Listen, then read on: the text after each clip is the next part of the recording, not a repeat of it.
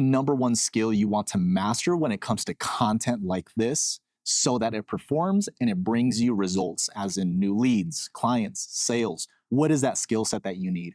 Well, first of all, if you're not used to being on camera, it's going to be tough, but that doesn't mean practice doesn't make perfection. The skill that you want to master is being able to speak on camera with confidence, and not only confidence, but as well as knowing how to be engaging and knowing the skill of storytelling, because that is what's going to differentiate you from all the other people that are making content just like this, is knowing how to tell a story and knowing how to engage people, keeping retention on your video content, even if it's long form content, and even if it's very short form content like on TikTok and Instagram. That's gonna be your best friend, knowing how to tell a story in a way that compels, relates with your message, and on top of that, gives them something to walk away with. Because in starting out, I honestly didn't know what type of video content to make. I just knew that I needed to make content because people need to see and hear from you in order to trust you. And how do you do that? Well, with consistency, just like this. So in this video, I'm going to show you exactly what my workflow is to not only be a very well-crafted storyteller, but on top of that, to also know how to keep retention on your video content and how to double dip video content, because you may only be recording short form content, but what if you can record both long form and short form and keep both for different platforms? Because I see most people just filming vertical.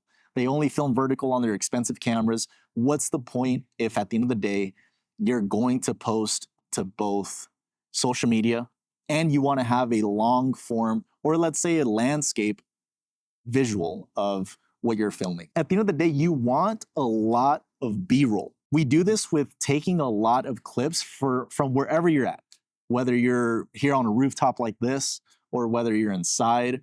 Even if you're just recording yourself working, that is going to take your brand so far when you start to use all your B-roll from so many different locations, so many different outfits that you got on.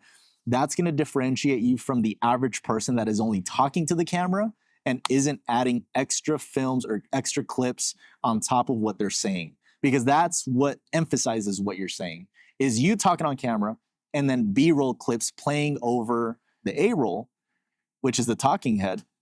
And that is going to emphasize what you're saying so much more than if you were to just say it on camera. And on top of that, you want to know how to tell a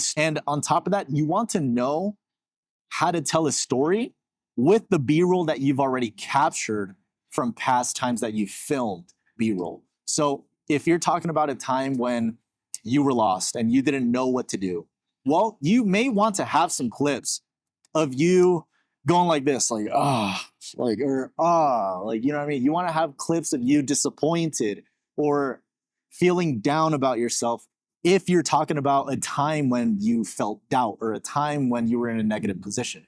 You may want to have some B-roll clips of you emphasizing that emotion, because that is what's going to hit home.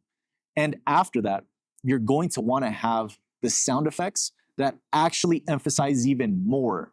Because when it comes to video content, half of the experience is audio. So you want to make sure you have solid audio, whether it's sound effects, whether it's music that fits with the video that you're filming.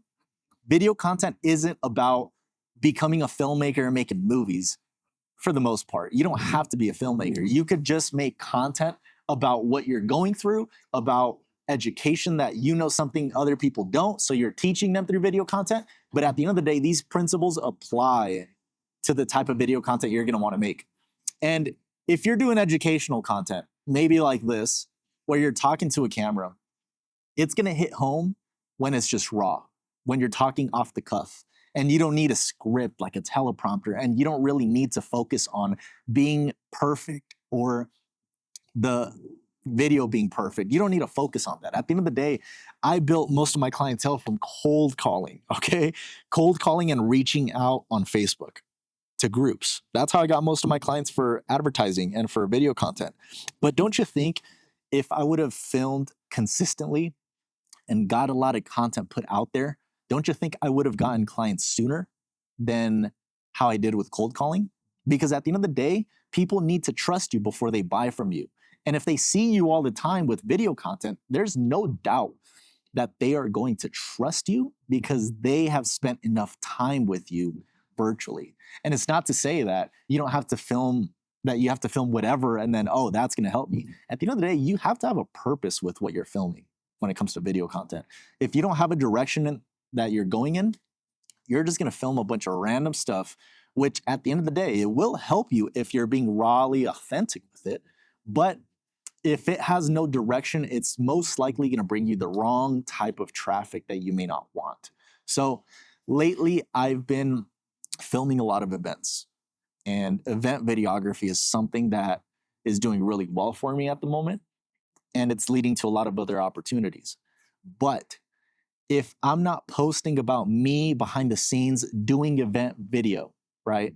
Actually showing up with the camera, knowing what I'm doing, getting the shots, do you think that people are going to trust me more if they see me at events filming because I filmed BTS of myself? Or do you think they're going to trust me more if I don't show anything and I just say, hey, I can film your event? At the end of the day, if they see me filming events, they see me taking videos of myself, filming events with the camera in my hand, on the tripod, making sure that I'm getting the right shot. If they see consistent video content of me at events doing video projects, they are going to trust me more and more and more and be like, okay, that guy's always at events filming video projects. He's always with clients filming video projects. He must be the guy to go to when it comes to video, right? They start to get a sense of trust because they see your consistency. Consistency and trust are two best friends right next to each other. And if you're not consistent with your video content, at the end of the day, you're not going to get much out of your exposure.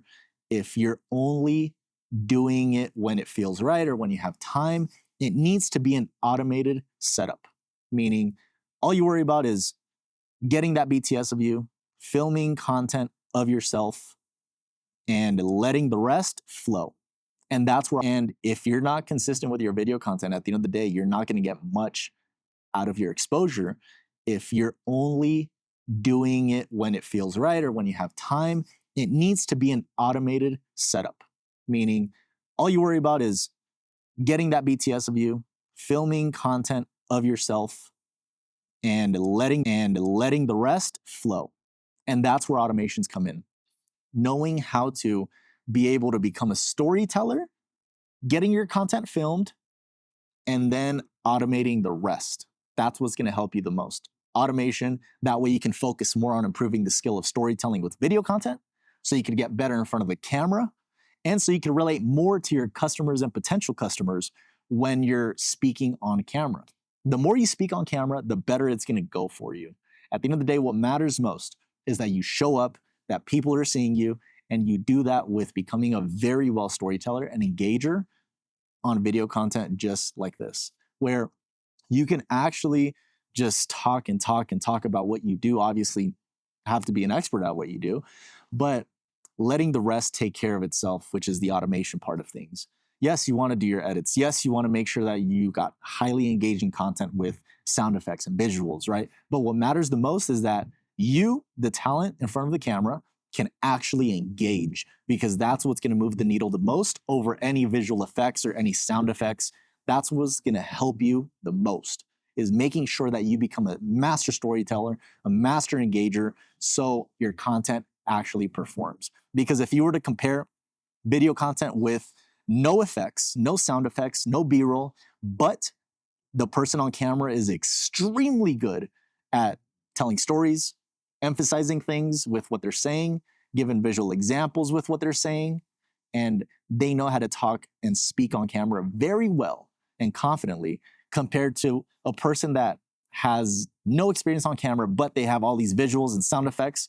If you were to compare those two, one that is raw, authentic, and very engaging, no sound effects or no visual effects, or the other one that has no experience on camera, but has a very well edited video, you know who's going to win at that point, right? So it comes down to working on yourself. Has no experience on camera, but has a very well edited video, you know who's going to win at that point, right? So it comes down to working on yourself when you're in front of the camera, knowing what you need to say, how to say it. And that right there, my friend, is what's going to help you over any kind of sound effects that you think you need or any kind of visual or edits that you think you need, which don't get me wrong. I feel like video editing is an extremely important skill to have. But if you're just putting glitter over a turd, it's not going to help you as much at the end of the day because a turd is still a turd, right? So knowing how to be in front of the camera, present yourself, and knowing what you are doing, what you're talking about, having a solid piece that you're going to speak about, a topic that you stay on, and knowing what you're talking about and emphasizing and knowing how to tell a story with what you're talking about so that your content performs over the rest of the competitors that are trying to do the video content thing, but they literally just pull out a phone and then just film whatever's in front of them. And they never actually do anything creative or speak about what they're talking about or what they're doing. At the end of the day, what you want is to be able to come in to your business, know what you need to film yourself consistently, and on top of that, know what you're talking about when it comes to you recording yourself, just like I'm doing right now. Okay? If you have any questions, feel free to reach out. Make sure that you reach out to me on Instagram at lookupalex. Again, at lookupalex. And let me know what else you want to know more about. If it's video content, if it's me cold calling, like I have videos up of me cold calling, if it's that.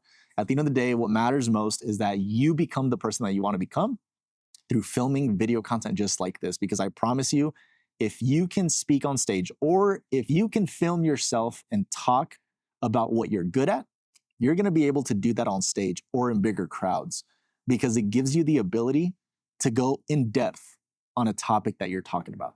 All right? Reach out to me on Instagram at lookupalex if you have any questions or just comment them down below. And I'll see you till next time. All right? Raw, authentic content just like this. We're not even going to cut out this part. See you later.